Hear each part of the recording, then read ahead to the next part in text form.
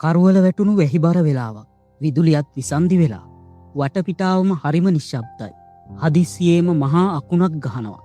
ඒ එක්කම ගෙදර ඉන්න පොඩි දරුවෙක් බය වෙලා ඔයාගෙන් අහනවා මේ මොකක්ද කියලා. ඔයා කියනවා ඒ අකුණක්. හැබැයි ඒ දරුවගේ ප්‍රශ්නවල එතනින් ඉවර වෙන්නේ නැහැ. ඔහු ආයෙත් අහනවා ඇයි අකුණු ගහන්නේ? අකුණ කොහෙන්ද එන්නේ? ඇයි හැමදාම අකුණු ගහන්නේ නැත්තේ? දරුවෙක් අහන මේ ඇයි කියන පුංචි ප්‍රශ්නය තමයි මානව ඉතිහාසයේ තිබුණු විශාලම ප්‍රශ්නවලට පදනම වුණේ. මිනිසා යනු කවුද? ලෝකේ නිර්මාණය වුණේ කොහොමද? දෙවියෝ ඉන්නවද? මරණින් මතු ජීවිතයක් තියෙනවද? ඉර කියන්නේ මොකක්ද? දහවල රාත්‍රිය ඇති වෙන්නේ කොහොමද? කාලයකට වහින වැස්ස කාලයකට නැත්තේ ඇයි? මේ ප්‍රශ්නවලට උත්තර හොයන්න ගිය ගමනේදී තමයි දර්ශනය බිහි වෙන්නේ. අද අපේ සාකච්ඡාවෙන් කතා කරන්නේ දර්ශනය යනු කුමක්ද? දර්ශනය බිහි වුණේ කවදද? ඔබට දර්ශනයක් තියෙනවද?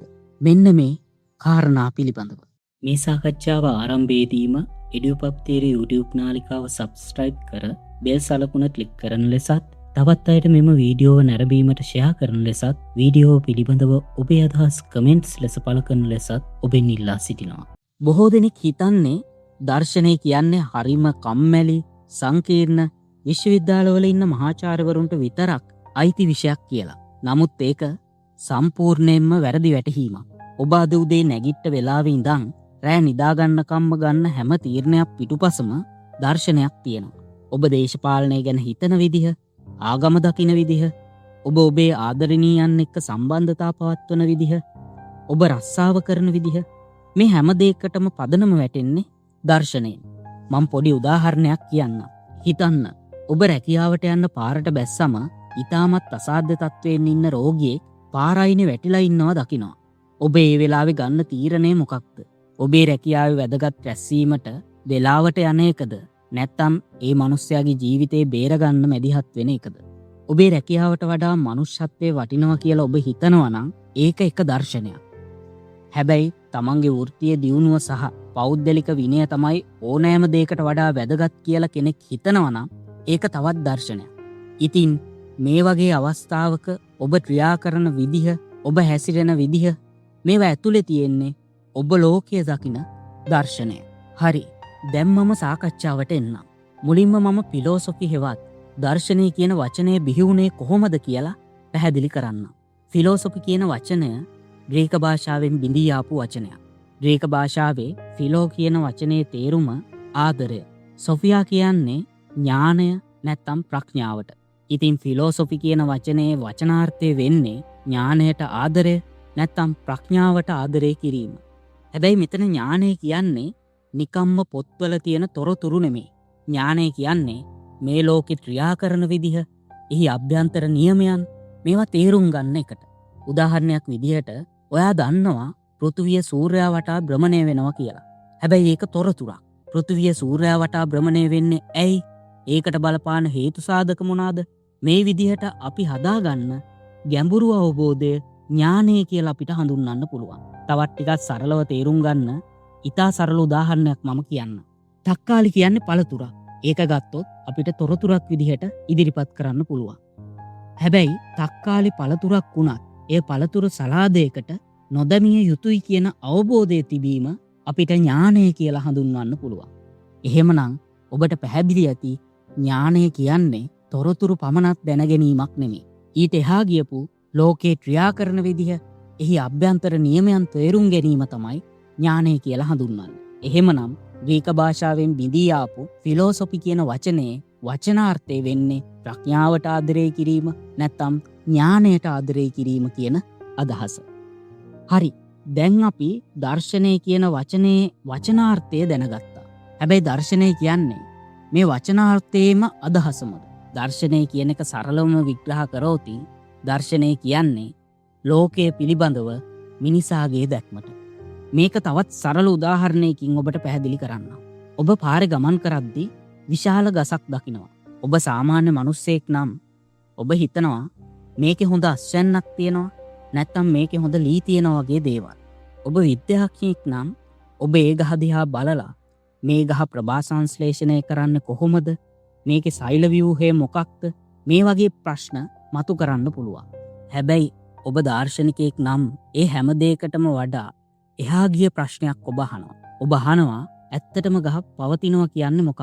මේ ගහ මගේ ඇසට පේන එක විතරක් නැත්තම් මම නැතත් මේ ගහ මෙතන තියෙනවද? මේ ගහත් මමත් අතර තියෙන සම්බන්ධය මොකක්ද? මෙන්න මේ වගේ ප්‍රශ්න අපි අහනවා. ඉතින් දර්ශනය කියන්නේ ලෝකයේ මතු පිට පෙනුම ගැන විතරක් හිතන එකට නෙමෙයි, ලෝකයේ සාරය ගැන විමසන එකට.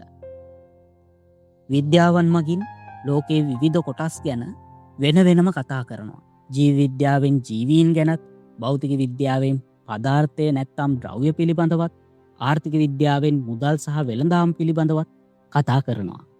හැබැයි දර්ශනය කියන්නේ මේ හැම විෂයකටම පොදු පදනමට. ඒ නිසායි ඉතිහාසයේ පුරාම සියලු විද්‍යාවන්ගේ මව දර්ශනය කියලා හැඳින්වුවේ. ඔබ දන්නවා විද්‍යාව මගින් අපිට කියන්නේ යම් දෙයක් කරන විදිහ. උදාහරණයක් විදිහට පරමාණු බෝම්බයක් හදන්නේ කොහොමද කියලා භෞතික විද්‍යාවෙන් කියලා දෙනවා. හැබැයි මේ බෝම්බේ පාවිච්චි කිරීම හරිද වැරදිද කියන සදාචාරාත්මක ප්‍රශ්නයට උත්තර දෙන්න විද්‍යාවට බෑ. ඒකට අපිට දර්ශනයක් අවශ්‍ය වෙනවා. ලෝකය කියන්නේ එකිනෙකට සම්බන්ධ නැති කෑලි ගොඩක් නෙමෙයි. ලෝකය කියන්නේ එකම ක්‍රමවත් පද්ධතියකට. ඉතින් දර්ශනය මගින් උත්සාහ කරන්නේ මේ මුළු විශ්වයම පාලනය වෙන මහා පොදු නීති රීති මොනවාද කියලා තේරුම් ගන්න. අපේ ජීවිතේ අපිට මුණ ගැහෙන හැම ප්‍රශ්නයකටම උත්තර හොයන්න කලින් අපි ලෝකය දකින්නේ කොයි කණ්ණාඩියෙන්ද කියලා දැනගන්න ඕන. ඉතින් ඔබ දර්ශනය ඉගෙන ගත්තේ නැතත් ඔබේ ඇතුලේ දර්ශනයක් පවතිනවා. ඔබ ආගම අදහනවනම් ඔබ ඉන්න එක්තරා දාර්ශනික මාවතක. ඔබ ආගමක් නැතිව විද්‍යාව විතරක් විශ්වාස කරනවනම් ඔබ ඉන්නේ තවත් දාර්ශනික මාවතක. ඉතින් අපි දර්ශනය ඉගෙන ගත්තොත් අපි නොදැනුවත්වම වැළඳගෙන ඉන්න ඒ දර්ශනයන් විද්‍යාත්මකව සහ තාර්කිකව ප්‍රශ්න කරන්න පුළුවන්කම ලැබෙනවා. ඒකෙන් අපිට ලැබෙන්නේ මතු පිටින් පෙනෙන ලෝකයට වඩා ගැඹුරු, වඩාත් පැහැදිලි ලෝක දැක්මක්. මාක්ස්වාදී දර්ශනය ඉදිරිපත් කරපු කාල් මාක්ස් වරක් මෙහෙම කිව්වා. දර්ශනය කියන්නේ නිකම්ම අහසේ පාවෙන වලාකුලක් නෙමෙයි. එය පොළවේ පය ගහලා ඉන්න මිනිස්සුන්ගේ ප්‍රශ්නවලට උත්තර දිය යුතු දෙයක් කියලා. අපි මේ වීඩියෝ මාලාව පුරාම උත්සාහ කරන්නේ දර්ශනය කියන ආලෝකය පාවිච්චි කරලා අපේ සමාජය පිළිබඳව ඔබට අලුත් මාවතක් විවෘත කරලා දෙන එක. හරි, මම දැන් දර්ශනය බිහිවීමේ ඉතිහාසය පිළිබඳව කෙටියෙන් පැහැදිලි කරන්න. දර්ශනය බිහිවීමේ ඉතිහාසය කියන්නේ මිනිසා බියෙන් වෙවුලන සත්වයෙකුගේ සිට විශ්වය ප්‍රශ්න කරන සත්වයෙකු දක්වා ආපු විශ්මිත ගමන් මගට. මේ ගමන් මග ප්‍රධාන අධීර දෙකකින් අපිට හඳුනා ගන්න ලැබෙනවා. ඒ තමයි මිත්‍යාවේ අවධිය සහ තර්කයේ අවධිය. මම මුලින්ම මේ මිත්‍යාවේ අවධිය කියන්නේ මොකක්ද කියලා පැහැදිලි කරන්න. දර්ශනය බිහිවීමට පෙර ලෝකය පැහැදිලි කරන්න තිබුණු එකම ක්‍රමය වුණේ මිත්‍යාව. එදා මිනිසාට සොබාදහම කියන්නේ මහා ප්‍රහෙලිකාව. අකුණු ගහද්දි, ගිනිකඳු පිපිරෙද්දි, වසංගත පැතිරෙද්දි ඔහු මරණ බයෙන් ගැහුණා. ඔහුට මේවට හේතු හොයා ගන්න විද්‍යාවක් තිබුණෙත් නැහැ. එතකොට ඔහු කළේ ඒ හැම බලවේගයක්ම දෙවියෙක් හෝ අද්භූත බලවේගයක් විදිහට හිතපු එක. ඔහු හිතුවා අහසින්න කෝප වුණ දෙවියෙක් කරන දඬුවමක් තමයි අකුණ කියලා කියන්නේ. එතකොට ඔහු කළේ ඒ දෙවියන්ව සතුටු කරන්න පූජාවන් පවත්වන එක. මේක තමයි මිත්‍යා චින්තනය බවට පත් වුනේ. ලෝකේ පාලනය වෙන්නේ දෙවිවරුන්ගේ හිතුමනාපයට කියලා එදා මිනිසා විශ්වාස කරා. හැබැයි ක්‍රිස්තු පූර්ව 6 වෙනි සියවසේ පුරාණ ග්‍රීසිය කියන්නේ මේ මිත්‍යා අවධිය පිඳවට්ටන්න සමත් වුණු කාල සීමාව.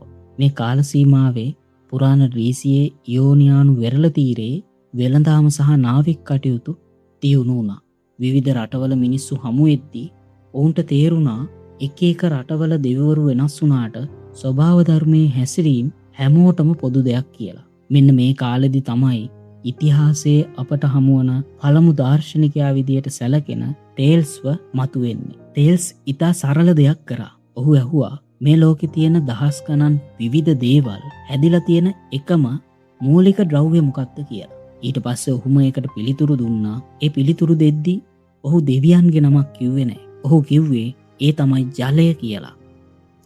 ඉතින් අද අපිට ඒක බොළඳ පිළිතුරක් වගේ පෙනුනට ඒකෙන් ඔහු ලෝකයට විශාල පණිවිඩයක් ලබා දුන්නා. ඒ තමයි ලෝකය පැහැදිලි කරන්න දෙවිවරු නෑ, ලෝකය පැහැදිලි කරන්න ලෝකයේ ඇතුළෙම තියෙන ද්‍රව්‍යමය පදනමක් හොයාගන්න පුළුවන් කියන පණිවිඩය. දර්ශනය බිහිවෙන්න මිනිස් මොලේට ලැබුණු ලොකුම ආයුධය තමයි අමූර්ත චින්තනය. මේක නැත්තම් අපිට කවදාවත් දර්ශනයක් හරි විද්‍යාවක් හරි බිහි කරන්න ලැබෙන්නේ නෑ. මොකක්ද මේ අමූර්ත චින්තනය කියන්නේ? මේක මං උදාහරණයකින් ඔබට පැහැදිලි කරන්නම්. ඔබ දකිනවා රතු පාට ඇපල් ගෙඩියක්, කහ පාට අඹ ගෙඩියක් සහ කොළ පාට පේර ගෙඩියක්. මේ වර්ග තුනම එකිනෙකට වෙනස්. හැබැයි ඔබේ මොළය මේ හැම එකකම තියෙන වෙනස්කම් පසෙකට දාලා මේ හැම එකකටම අදාළ පොදු ලක්ෂණ හඳුනා ගන්නවා. අන්නේ පොදු අදහසට අපි කියනවා පළතුරු කියලා. ඉතින් පළතුරු කියන දේ අපිට පාරේ වැටිලා තියෙනව දකින්න බෑ. පාරේ වැටිලා තියෙන්නේ ඇපල් හෝ අඹ විතරයි. හැබැයි පළතුරු කියන අදහස පවතින්නේ අපේ චින්තනය ඇතුළේ. මෙන්න මේ විදියට වස්තුන්ගෙන් ගැලවිලා පොදු සංකල්ප හරහා හිතන එකට තමයි අමූර්ත චින්තනය කියලා කියන්නේ. ඉතින් දර්ශනය හරහා කරන්නේ අන්න ඒ වගේ අමූර්ත සංකල්ප පාවිච්චි කරලා ලෝකේ විග්‍රහ කරන එක. ඉතින් මිනිසා ලෝකය ගැන අමූර්ත ලෙස හිතන්න පෙළඹිච්ච මුල්ම අවස්ථාවේ සිට තමයි දර්ශනය බිහිවීම නැත්තම් දර්ශනය උපත ලැබීම සිද්ධ වුණේ. ඉතින් අපි අපේ ඊළඟ සාකච්ඡාවෙන් මේ දර්ශනයේ මූලික ප්‍රශ්නය සහ භෞතිකවාදය සහ විඥානවාදය අතර තියෙන සැබෑ ගැටුම මොකක්ද කියලා ඔබට පැහැදිලි කරනවා. අවසාන වශයෙන් EduPub Theory YouTube නාලිකාව subscribe කරන ලෙසත් මේ වීඩියෝ තවත් අයට නැරඹීමට share කරන ලෙසත් මේ වීඩියෝ පිළිබඳව ඔබේ අදහස් comments ලෙස පළ කරන ලෙසත් ඔබෙන් ඉල්ලා සිටිනවා.